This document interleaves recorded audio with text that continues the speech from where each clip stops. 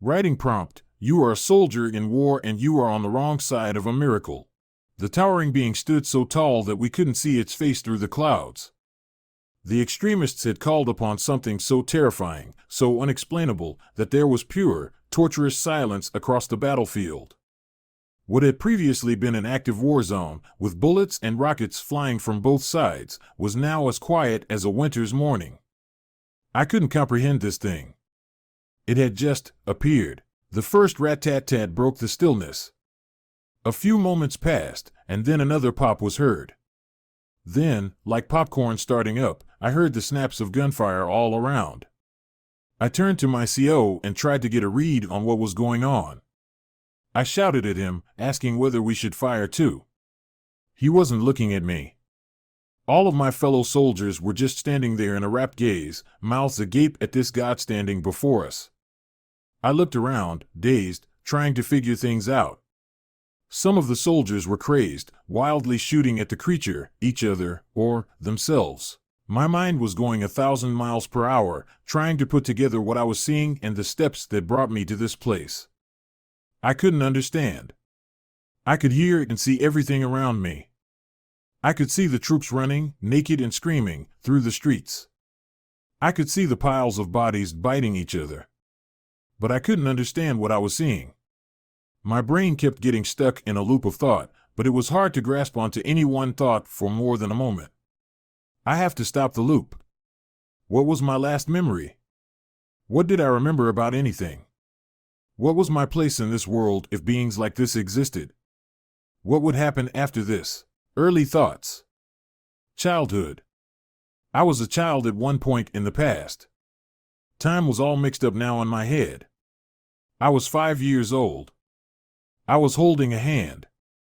It was my dad, and we were on our way to church. I was dressed in my finest. Every Sunday, this was our thing. Dad said, "Ice cream afterwards, kiddo?" I look up at my father and smile. I was back. No, no, no, no. This is not happening. I want to go back. I look up at the God and scream, sitting in class at school.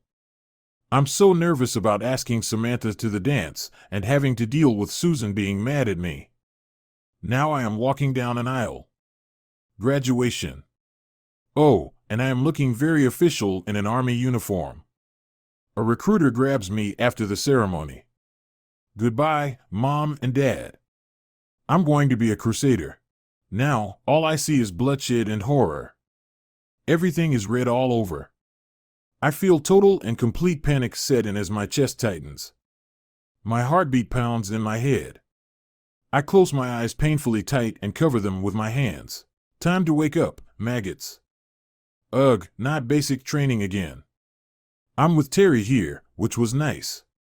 We pray together, and it feels so much like we are doing the right thing.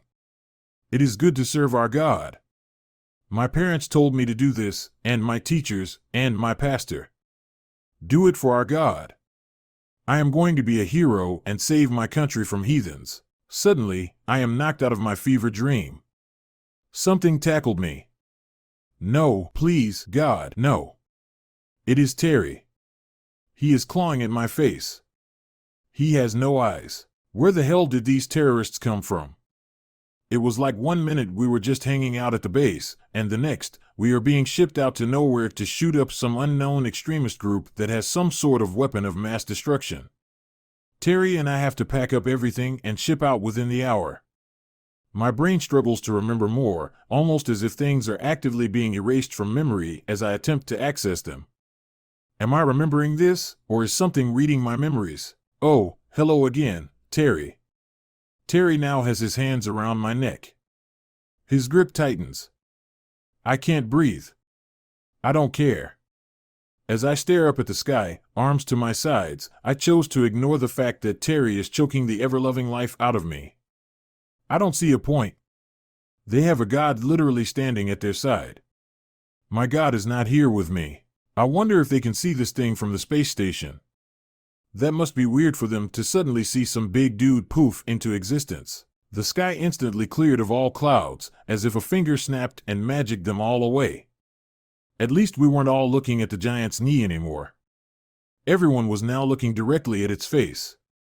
The glorious, wondrous, hideous face of a god, peering into my heart and weighing my soul. A long, low bellow blared out, piercing my eardrums.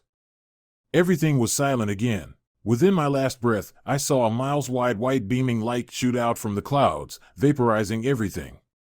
Thank God.